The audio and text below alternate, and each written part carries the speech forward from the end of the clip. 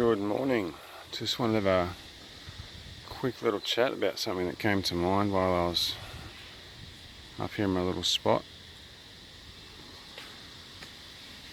We get to a point in life sometimes where we think we're supposed to have it all together, and I'm talking about midlife.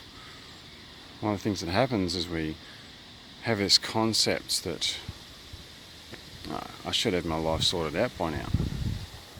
Like this is meant to be where I've got all the answers and learned all the lessons, and now I'm living. And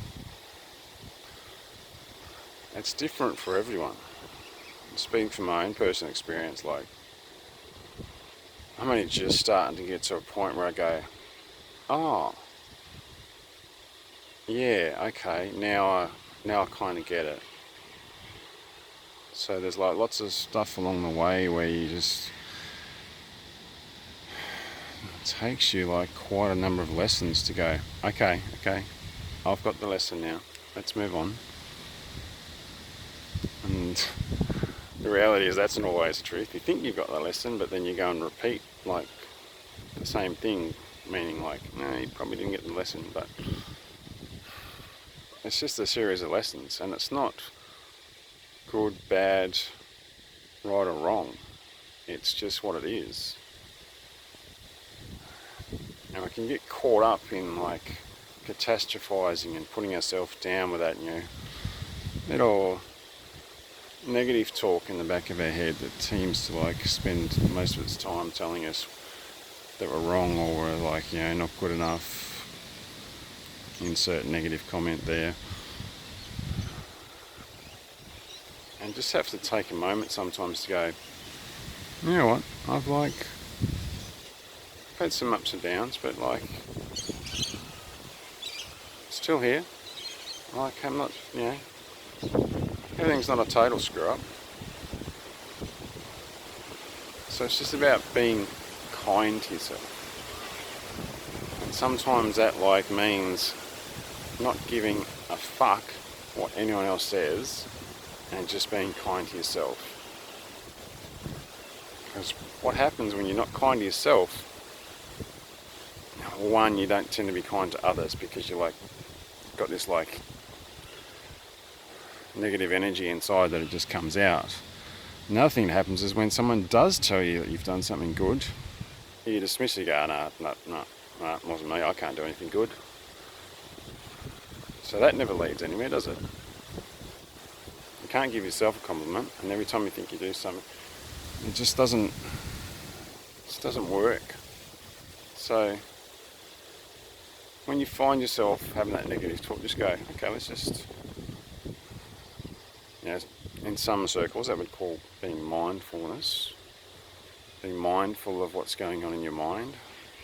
So just take a step back and out of the driver's seat, sit in the back passenger seat and just be the observer and go, okay, what's going on here? Am I being a little bit too negative? Am I being hard on myself?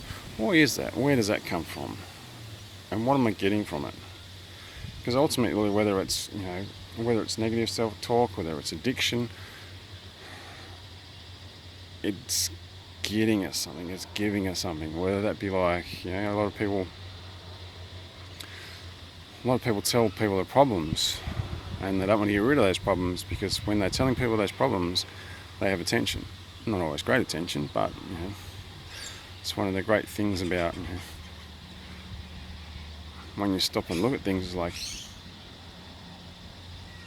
is this the best course of action? Where is this getting me? Is this making me, happy, sad? We have a lot of chemical reaction related to a lot of things we do. So we think that something's making us happy, but not always the case. If you get a dopamine fix and a bit of serotonin, you might be happy in that moment. Food is a great thing. Food is the fastest thing to make you feel better. Perceived feeling better. Let me just clarify that. Sugar rush, we're oh wow. The biggest dopamine rush that we get is from sex. That's what people get to. That's what people get addicted to. They get addicted to like the feeling, not necessarily, you know, the drug or the act or like whatever the case is. They're addicted to the feeling because sometimes they don't know how. And I've been in this situation myself. You don't know how to feel good, so then you're able to take something that makes you feel good. So now it's not about you anymore. You're now like having external input to make you feel good, and your perception is, I can only feel good from taking that. This is how addiction starts. I think it's like the Buddhist teachings that talk about the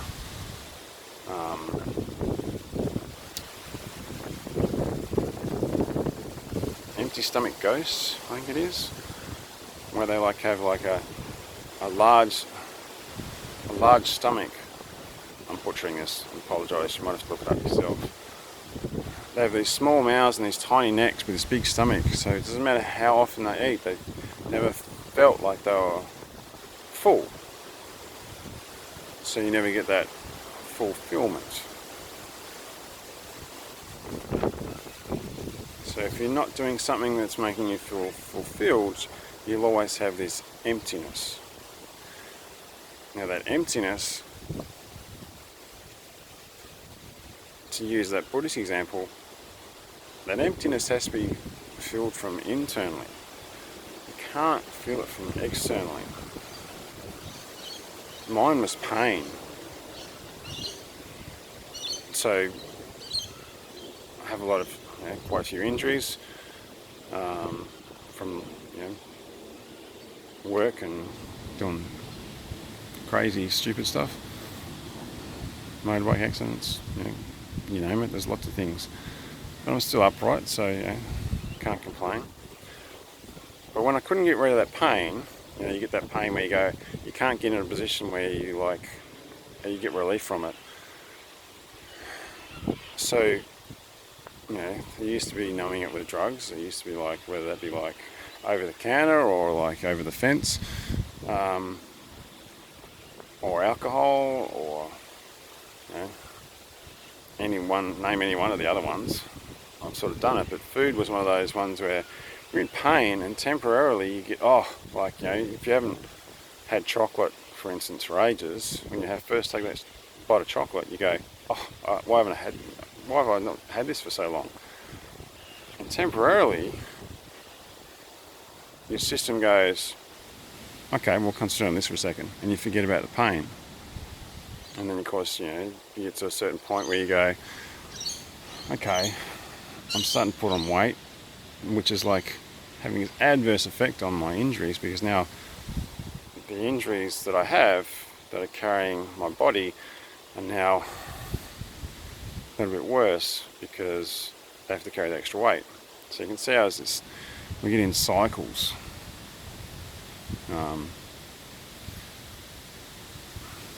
Which is kind of funny because as men we're more linear than we are cycling. But that's a story for another day. Anyway, I'm going to get off this hill before it starts to rain. You have the best day ever, and I'll see you next time.